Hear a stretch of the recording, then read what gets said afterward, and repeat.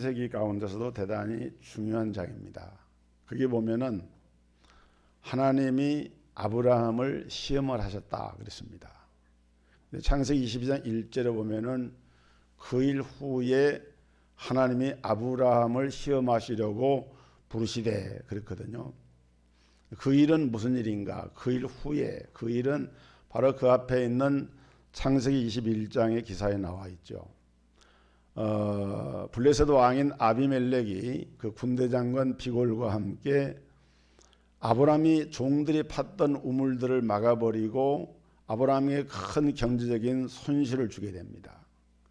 그래서 아브라함이 그 아비멜렉 왕을 만나가지고 따지죠.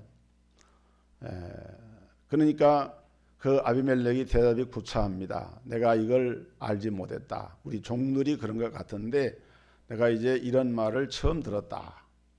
그리고서 이제 이 아비멜렉이 아브라함과 함께 언약을 체결하면서 아브라함이 염소 새끼를 7마리로 언약의 징표를 삼고 거기에서 언약을 세우는데 그 언약을 세웠다고 하는 뜻으로 그 이름을 부엘세바다, 맹세의 우물이다. 그 우물 가지고 이제 다툼이 일어났거든요. 그래서 이 사건을 이제 일어나고 아브라함이 그때 영생하시는 하나님의 이름을 부르면서 하나님께 제사를 드립니다. 바로 그 일이 있은 후에 하나님이 아브라함을 시험하시려고 부르셨어요. 하나님께서 아브라함에게 100살에 태어난 독자 이삭을 모리아 제단의 번제 제물로 바치라는 것입니다. 그 브엘세바에서 바치는 것이 아니라 모리아 산까지 가서 바쳐야 돼요. 성경에 보면은 아브라함이 새벽 일찍이 준비를 해가지고 종들과 독자 이삭과 함께 모든 준비를 갖추어서 사흘길을 가서 그 모리아 산에 가서 하나님께 번제 제사를 드리게 됩니다.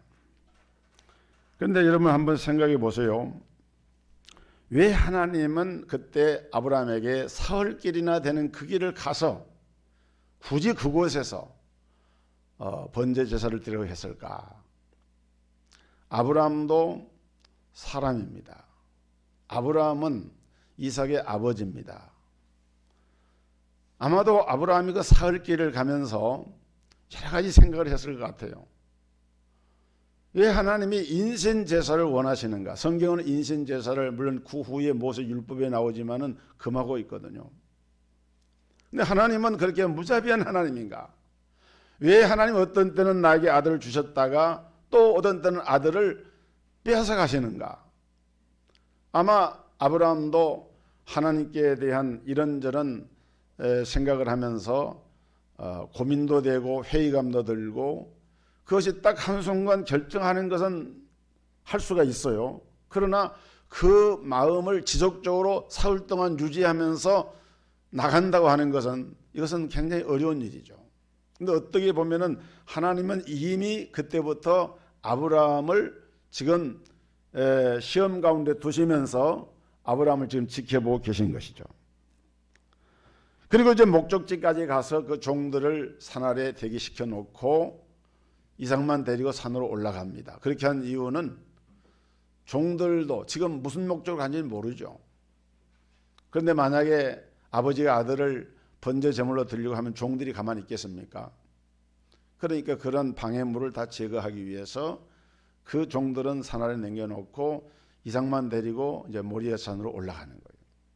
그때 이삭이 이렇게 물었습니다. 아버지, 번제에 쓸 나무는 다 준비가 됐는데 번제에 바칠 그 양은 어디가 있습니까? 양이 없거든요.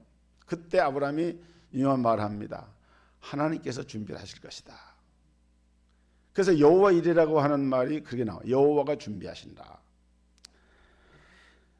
결국 아브라함이 제단을 쌓고 그 아들을 결박을 해서 번제단 위에 올려놨을 때 하나님께서 칼을 쳐들어 내리치려고 하는 순간에 아브라함에게 이것을 중지시킵니다. 그리고 엄청난 복을 약속하십니다. 창세기 22장 16절 이하에 이르시되 여호와께서 이르시기를 내가 나를 가리켜 맹세하노니 네가 이같이 행하여 내 아들 내 독자라도 아끼지 아니하였은즉 내가 내게 큰 복을 주고 내 씨가 크게 번성하여 하늘의 별과 같고 바닷가의 모래와 같게 하리니 내 씨가 그 대적의 성문을 얻으리라. 내 씨로 말미암아 천하 만민이 복을 받으리니 이는 내가 나의 말을 준행하였음이니라 하셨다 하니라. 여러분 생각해 보세요. 왜 하나님께서 아브라함을 중지시켰습니까? 그리고 왜 그에게 엄청난 복을 주셨습니까? 답은 간단하죠. 하나님 말씀에 아브라함이 순종했기 때문이라고 답할 수 있습니다. 틀린 말은 아닙니다. 이는 내가 나의 말을 준행하였음이니라. 성경에도 그렇게 나옵니다. 그런데 여러분 이것보다 더 중요한 것이 있는데 무엇이 있는가 하면은 모리아 제단에다가 아들을 바치는 그 아브라함의 그 마음을 그로부터 2000년 후에 자기의 독생자 예수 그리스도를 인류의 죄를 위해서 제물로 바치는 아버지의 마음, 하나님 아버지의 마음과 그 독자 이삭을 하나님의 제물로 바치는 아버지 아브라함의 마음의 코드가 맞은 거예요. 여러분 생각해 보세요. 지금 아브라함은 일개 가정의 가장으로서 자기 아들을 제물로 바치는 것이죠. 그런데 그것은 사실은 그로부터 2000년 후에 하나님께서 당신의 외아들 예수 그리스도를 골고다의 십자가상에서 하나님 앞에 제물로 이렇게 바치는 그 일을 사실은 아브라함이 먼저 2000년 전에 그걸 한 거예요. 그러니까 그 아브라함이 그렇게 하는 것을 볼 때 하나님 마음이 너무 뜨거워지는 거예요. 너무 마음이 감동이 되는 거예요. 다시 말하면 아브라함은 성경에 도도하게 흐르고 있는 구속사의 하나님의 역사의 그 사건을 그것을 믿음의 눈을 가지고 실행을 한 거예요. 실제로 이 모리아산은 예루살렘에 있는 골고다 산을 의미합니다. 여러분 역대하 3장 1절에 보면은 솔로몬이 성전을 건축하는데 성전을 건축하면서 솔로몬이 예루살렘 모리아산에 여호와의 전 건축하기를 시작하니 이렇게 나옵니다. 그러니까 이 모리아산은 바로 그 솔로몬이 건축했던 예루살렘 성전이 건축했던 그 산이었고 바로 그 자리에서 우리가 성지를 가보게 되면은 조금만 이렇게 올라가면은 비아돌로사라 그래가지고 예수님이 십자가를 지고 길을 걸어 올라가신 그 길이 그리고 거기에 7번 넘어진 그 장면들 표시한 그런 기사가 나오는데 크게 올라간 바로 그 골고다 언덕이에요.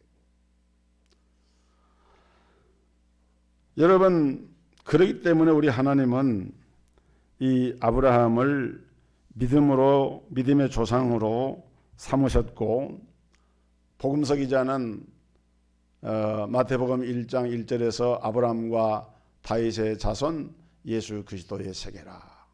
예수님이 지금 이 창세기 22장 10절 18절에 하나님께서 아브라함에게 그 번제 제단의 제물을 드린 것을 보고 아브라함을 마음껏 축복하잖아요.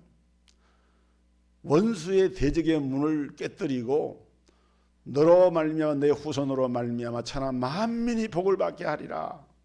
그것이 예수 그리스도의 십자가 그 대속의 사건을 통해서 성취가 된 거예요. 그것을 지금 이 아브라함의 헌신의 사건을 통해서 이제 하나님은 바라보시면서 네가 이제야 나를 사랑한 줄 내가 알았다. 그리고서 실제로 성경에 보면은 창세기 22장 사건 이전에는 아브라함에게 하나님이 여러 차례 시련과 연단, 무려 7차례나 그런 시련과 연단의 사건이 반복해서 나타납니다. 그러나 이 창세기 22장 사건이 일어난 그 다음부터는 사실은 아브라함은 더 이상 시험의 대상이 되질 않아요. 하나님과 임마누엘로 동행하는 그런 복을 누리게 됩니다. 왜? 하나님을 사랑하는 것을 확인했기 때문에. 여러분, 제가 여러분에게 이런 질문을 한번 드려봅니다.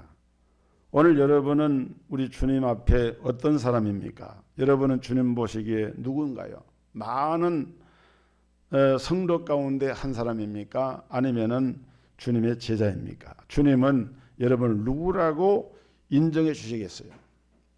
성경에 보면은 무리라고 하는 말이 나오고요, 또 교인이라고 하는 말도 나오고요, 크리스찬, 신자라고 하는 말도 나오고요, 그 다음에 성도라고 하는 말도 나오고 제자라고 하는 말도 나오는데, 우리가 보편적으로는 예수 믿는 사람을 신자라고 얘기를 합니다. 그래서 주님은 무리 중에 섞여 있는 그냥 보통 신자를 요구하는 것이 아니라 오늘 본문에 보면은 제자가 되기를 원하시고 있는 거예요. 그래서 신자냐 제자냐의 구별의 기준이 뭔가? 나이나 외모나 학부나 출신이나 능력이나 이런 것들과는 아무런 상관이 없습니다. 오늘 주님이 찾으시는 진정한 제자의 첫 번째 조건은 주님을 제일 사랑해야 된다. 주님을 제일 사랑하는 사람이 주님의 제자의 첫 번째 조건이 됩니다. 26절에 보니까 물은 내게 오는 자가 자기 부모와 처자와 형제와 자매와 더욱이 자기 목숨까지 미워하지 아니하면 능히 내 제자가 되지 못하고, 능히 내 제자가 되지 못한다. 이제 부정적인 반어법을 통해서 표현이 됐습니다마는 이러이러한 사람은 주님의 제자가 되지 못한다. 그 말은 이렇게 하지 않으면 그 사람은 어떻게 되는 거예요? 주님의 제자가 되는 것이죠. 근데 여기서 우리가 부모와 처자와 형제 자매와 심지어는 자기의 목숨까지 미워해야만 주님의 제자가 된다라고 우리 예수님은 말씀을 했어요. 여기서 미워해야 한다라고 하는 말을 글자 그대로 미워한다고 하는 말이 아닙니다. 이제 말씀한 대로 부정적인 이 반어법을 통해서 오히려 이것은 그만큼 더 미움의 반대는 뭡니까? 사랑 아닙니까? 그러니까 그만큼 너희가 나를 사랑해야 된다. 부모를 사랑하는 것보다도, 처자식을 사랑하는 것보다도, 원수까지라도 사랑하라고 하신 주님이 부모 형제를 미워하라고 하는 말, 그것은 미워하라고 하는 말의 그 부정적인 표현에다가 강조점이 있는 게 아니에요. 그러리만큼 더 사랑해야 된다. 제일로 사랑해야 된다. 우선적으로 주님을 사랑해야 된다라고 하는 말씀인 거예요. 사랑의 최우선순위가 사람이 아닌 주님이 되어야 한다. 그래야 주님의 제자라고 할 수 있다. 그런 말씀인 것이죠. 우리는 말로 주님을 사랑한다고 말합니다. 그러나 실제로는 자식을 더 사랑할 때가 많고, 주님보다도 자기의 체면을 더 중시할 때가 많고, 주님보다도 돈이나 세상의 어떤 것을 더 사랑하기도 합니다. 주 예수보다도 귀한 것은 없네. 이 세상 부귀와 바꿀 수 없네. 영죽을 내 대신 돌아가신 그 놀라운 사랑 잊지 못해. 세상 즐거움 다 버리고 세상 자랑도 버렸네. 주 예수보다도 귀한 것은 없네. 예수밖에는 없네. 여러분, 주 예수보다도 귀한 것은 없다라고 하는 이 고백이 오늘 성도 여러분의 진정한 고백이 되기를 주의 이름으로 축복합니다. 그럴 때 주님의 참된 제자가 되는 것입니다. 그렇기 때문에 우리가 주님을 정말 생애 어떤 것을 사랑한다라고 하면은 하나님 앞에 드리는 예배를 어떤 이유로도 포기할 수가 없는 것입니다. 어떤 사람은 하나님의 명령이라 할지라도 자기 뜻에 맞지 않으면은 불순종하기도 합니다. 그것은 진정한 제자의 모습이 아닌 것이죠. 여러분이 정말 주님을 진정으로 사랑하고 있는가라고 할 때 이렇게 한번 생각해 봐야 됩니다. 여러분의 시간과 여러분의 돈의 씀씀이를 한번 생각해 보세요. 어떤 사람이 옛날 축구 황제로 불렸던 펠레에게 물어봤대요. 하루에 몇 시간씩 연습을 하십니까? 하고 물었더니 펠레가 하는 말이 연습하는 시간은 연습을 하고 연습을 하지 않는 시간은 축구를 생각을 하고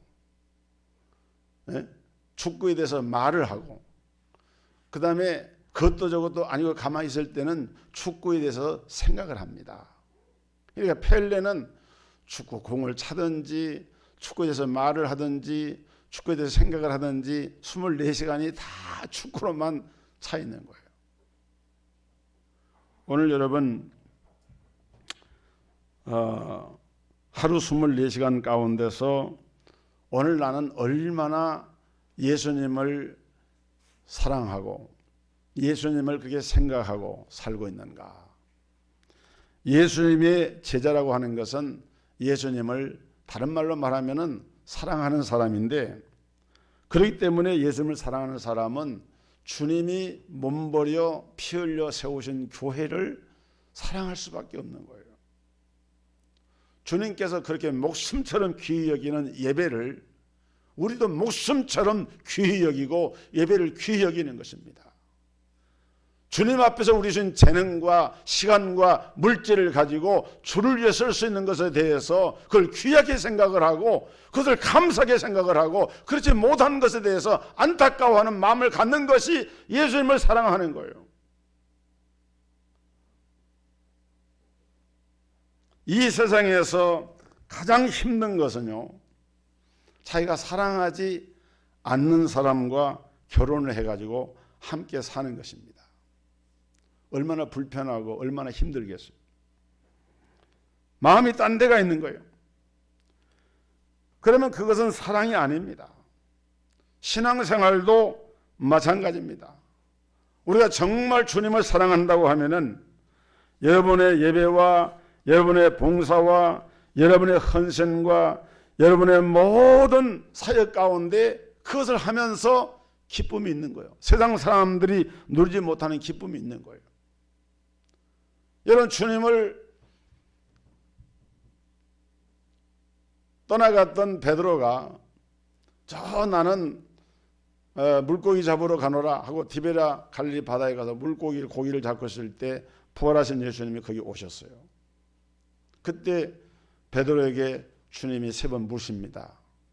너는 나를 사랑하느냐? 다른 거 묻지 않으셨어요.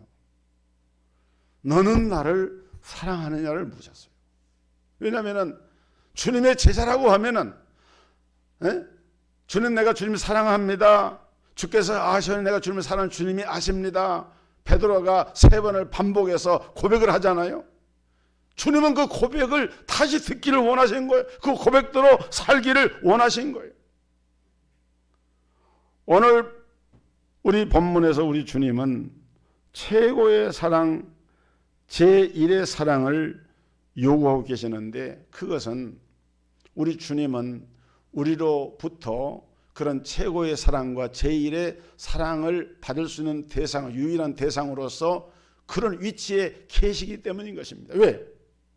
억만가지 죄와 허물로 죽었던 우리를 살리시려고 고귀한 생명을 바치셔서 희생하신 그 주님께서 몸부림에 피 흘려서 우리를 택하셨고 구원하셨고 죄를 사해 주셨기 때문에 이 구원의 은혜를 감사하고 감격하는 성도라고 하면은 주님을 향한 사랑을 고백하지 않을 수가 없는 것이죠.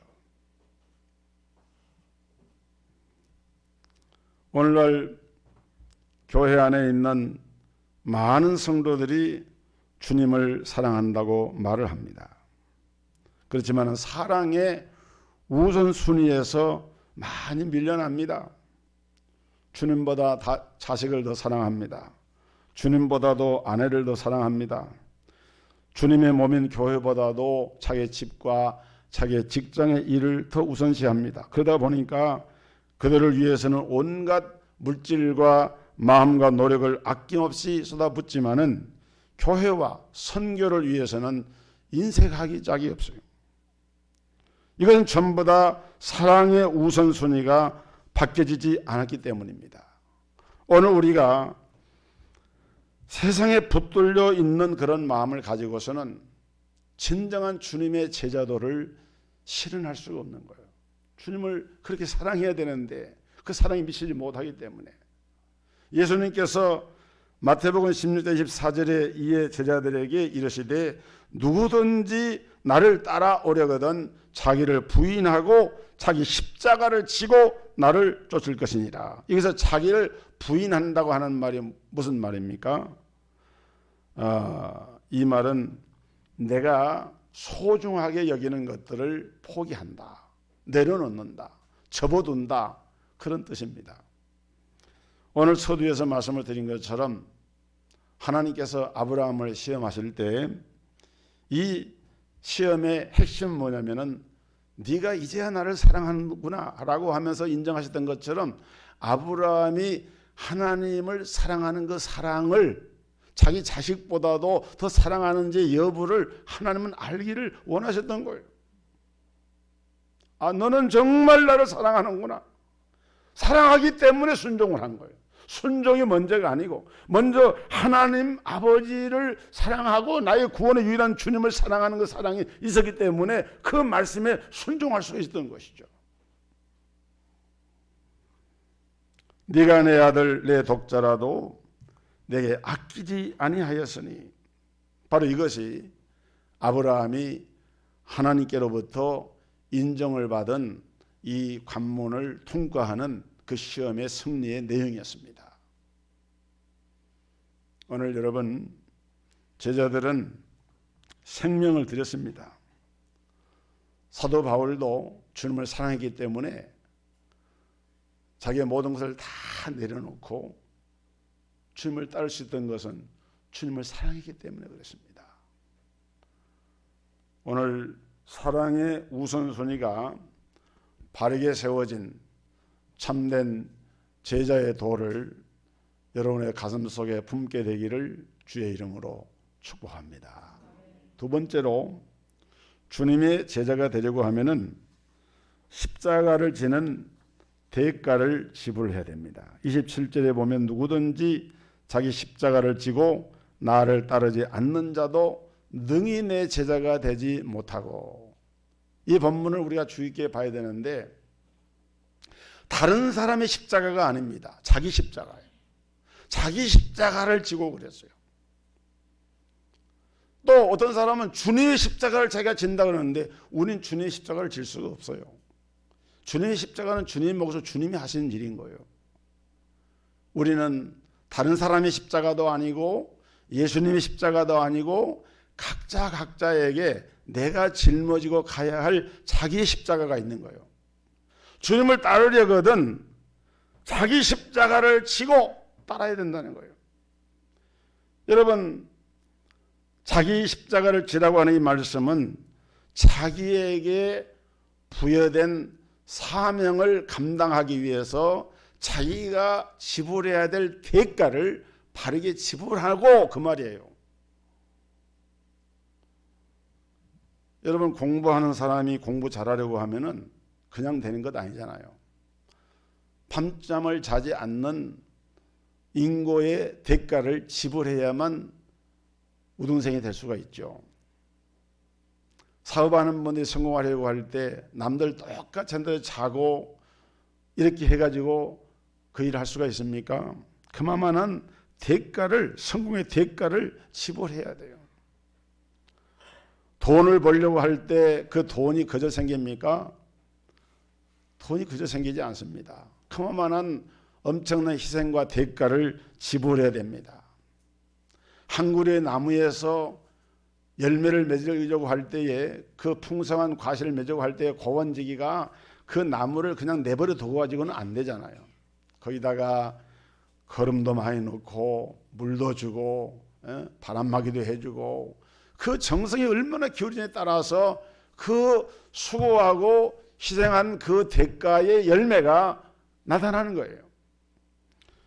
오늘 문제는 우리가 주님의 제자로서 자기의 성을 쌓는 것이 아니라, 자기의 왕국을 만드는 것이 아니라 자기의 십자가를 지고 자기를 부인하라는 거예요.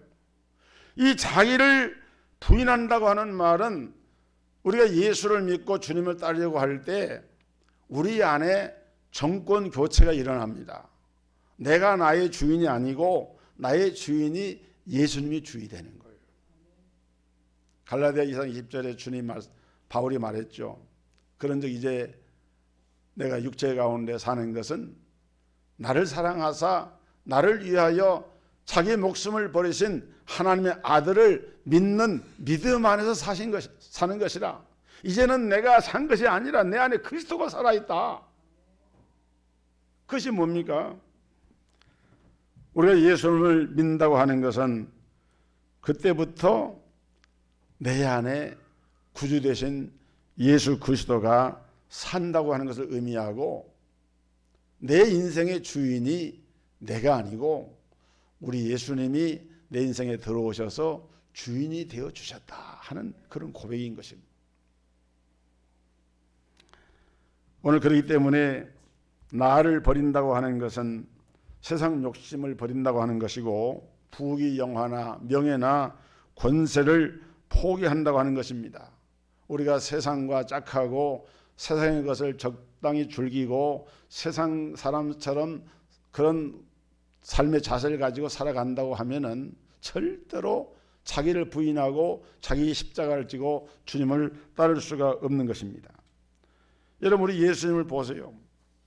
우리 예수님은 근본 하나님의 본체시고 그분은 창조주 하나님이시고 하나님의 아들이시지만은 그걸 다 버리셨잖아요. 예수님은 하늘 보좌를 버리고 이 땅에 오셔서 저 말구에 탄생하셨어요. 가나안 목수의 집에서 자라셨어요.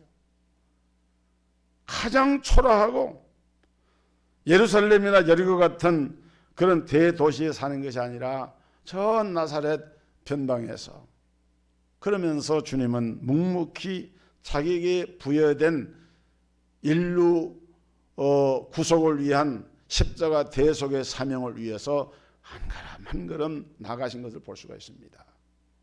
오늘 저와 여러분들은 하나님의 자녀들일 뿐만 아니라 하나님께로부터 부름을 받은 하나님의 귀한 사명자들입니다. 여러분 한 분 한 분이 주님의 사명자인 걸 믿으십니까? 믿으시기를 주의 이름으로 축원합니다. 그 사실을 믿는다고 하면은 자기에게 주어진 사명을, 그 직임을 감당하는 것을 가볍게 생각하지 마세요. 누가 알아주지 않아도. 그러나 주님은 면밀히 다 보고 계시고 그것을 기록하고 계시고, 왜냐하면 성경에 행위의 책이 있는데 행한 것을 다 기록한다고 했거든요. 하나님 보고 계시는 거예요. 평가하시기 위해서. 오늘 우리가 대가 지불을 통해서 주님의 제자로서의 그 사명을 감당하기 위해서 내가 내 몫에 대인 나의 십자가를 내가 지고 주님을 따르기 위해서 내가 지불할 대가는 어떤 것인가? 우리는 이것을 주님의 제자로서의 그 마음 가운데 간직을 하고 새겨야 할 그런 중요한 과제인 것입니다. 세 번째로 성경적인 가치관을 가져야 됩니다. 본문 33절에 이와 같이 너희 중 누구든지 자기 모든 소유를 버리지 아니하면 능히 내 제자가 되지 못하리라. 모든 소유를 버리지 아니하면 능히 내 제자가 되지 못한다. 그럼 예수 믿는 사람은 통장도 필요 없고 집도 필요 없고 직장도 필요 없고 다 버려야 된다는 말인가? 이 말은 또 그런 말이 아니에요. 그래서 여러분 주님의 제자들을 우리가 깊이 이해를 해야 되는데 이것은 무엇을 말하는가 하면은 성경적인 가치관을 바로 가져라 그 말인 거예요. 어떤 성경적인 가치관이냐? 여러분 예전에는 이게 굉장히 귀했어요. 그런데 예수를 믿고 나니까 전에 귀하게 여기던 것들이 사실은 별게 아닌 거예요. 예전에는 예수 믿기 전에는 예배를 드리는 사람 주일날 교회 가나 보면 아이 저 사람들은 이 바쁜 철에 무슨 교회 간다고 저는 하면서 오히려 비판하면서 그걸 가볍게 생각하고 천하게 여겼는데 그런데 내가 예수를 믿고 중생을 체험하고 거듭나고 보니까 아 하나님 앞에 예배를 드리는 것이 이렇게 귀하구나. 그래서 예수를 믿기 전에는 예배라고 하는 것이 별 볼 일 없는 것처럼 그렇게 느껴졌지만은 그러나 구속받은 하나님의 자녀가 되고 구원의 백성이 되니까 예배를 생명처럼 귀하게 생각을 하게 되고 어떤 사람은 기도하는 것도 그냥 기도하는 것을 가볍게 생각을 해요. 그런데 여러분 우리가 신앙생활을 하면 할수록 느끼고 깨닫게 되는 것은 하나님을 의지하지 않고 하나님을 의뢰하지 않고 내 의지와 내 생각과 내 힘을 가지고 할 수 있는 일이라고 하는 것은 지극히 제한되어 있고 한계가 있다라고 하는 것을 우리가 절감하지 않습니까? 이로부터 나리는 하나님께로부터 부여되는 그 힘을 받아야만 내가 할 수 있겠구나. 그걸 깨닫게 될 때에 하나님을 기도하지 않을 수가 없는 것이죠. 예전에 어떤 남편분이 자기 아내만 교회를 다니는데 핍박을 많이 했어요. 새벽에까지 교회를 가느냐, 누굴 만나러 가느냐, 뭐 그냥 교회 가다 헌금은 또 뭐 그냥 11조다 뭐 감상 보니까 하나하나 자기한테 맞지가 않는 거예요. 그래서 그 아내를 이렇게 막 구박을 하고 그러는데 그러다 보니 가정이 평화롭지 못하니까 마음이 안 편하죠. 도대체 이 여자가 교회 가서 새벽까지 가서 무엇을 하는가? 한 번은 새벽 예배 가는 아내 뒤를 쫓아갔대요. 그런데 그 교회가 비교적 좀 교인들이 많이 모이는 교회였는데 아내가 앉아 있는 그 좌석에서 이제 함께 예배를 드리고 이제 불이 꺼지고 그 작은 희미한 이제 불빛을 켜놓고는 음악과 함께 조용히 기도를 하잖아요. 그래서 이제 저만큼 처음에는 뒤에 앉아 있다가 기도가 중간에 진행되는데 아내 바로 뒷자리에 가서 가만히 귀를 기울이고 자기 마누라가 무슨 기도를 하는가 들어본 거예요. 그랬더니 아내가 정말 절절한 마음으로 남편의 건강을 위해서 그 하는 사업을 위해서 기도를 하고 자기 자녀 가족들을 위해서 기도를 하고 뭐 보니까 너무나 그 아내가 전에 자기가 막 핍박하고 그럴 때 보던 아내가 아닌 거예요. 너무 거룩하고 성녀처럼 내가 이렇게 남편을 사랑하고 가족을 사랑하고 기도하는 아내를 이렇게 핍박을 했구나. 가슴에 이렇게 찔림이 오고 후회가 되는데 그래서 이제 기도 끝날 때쯤 해가지고 미리 와가지고 이제 들어와서 다시 이제 잠자는 것처럼 이렇게 하고 있는 거예요. 이제 아내가 이제 들어왔어요. 차마 말을 못하고 있다가 그 주의 주일날 남편이 아내한테 그랬대요. 여보 당신 그 가는 교회 나도 가고 싶은데 가도 될까? 아내가 뭐라 그랬겠어요? 너무 좋죠. 내가 그렇게 원하는 것이 내 기도 제목이 그거였습니다. 같이 갑시다. 교회에 등록을 하고 그분이 얼마나 신앙이 뜨거웠던지 그 교회 나중에 장로가 돼가지고 교회가 부부가 교회를 섬기는 이게 이 남편이 나중된 자서 먼저 된 이런 성경 말씀처럼 교회의 아주 핵심적인 일꾼이 됐다는 거예요. 여러분, 우리가 성경적인 가치관에 변화가 생기지 않으면은 기도하는 것도 시간 낭비처럼 생각을 하고, 교회 헌금하는 것도 그냥 허비하는 것처럼 생각하고, 예배 드리는 것도 그렇게 소중한 것처럼 생각되지 못하는 거예요. 그래서 성경에 보면은 예배를 위해서 생명을 바친 사람들, 순교한 사람들, 기도를 하다가 목숨을 내놓고 다니엘은 생명 내걸고 기도하지 않았습니까? 이런 가치관의 변화가 그 심령의 내면에서 이루어져서 성경적인 가치관, 주님 중심의 가치관으로 바뀌어진 사람이 주님의 제자라, 그 말이에요. 오늘 사랑하는 성도 여러분, 여러분은 예수님만을 사랑하시기를 주의 이름으로 축복합니다. 합당한 대가를 지불해서라도 자기의 주신 사명을 감당하시기를 주의 이름으로 부탁합니다. 그리고 오늘 이 말씀처럼 성경적인 바른 가치관, 여기에는 하나님의 놀라운 약속이 있고, 아브라함이 모리아산에, 모리아 제단은 역대하 3장 1절에 예루살렘 모리아에 가서 성전을 건축을 했다. 그것은 바로 하나님의 성전이 세워졌고 십자가 골고다에 피 흘린 구속의 은혜가 실현되는 그 장소가 되어졌던 것처럼 오늘 이런 역사가 있기를 주의 이름으로 축복합니다. 하나님 감사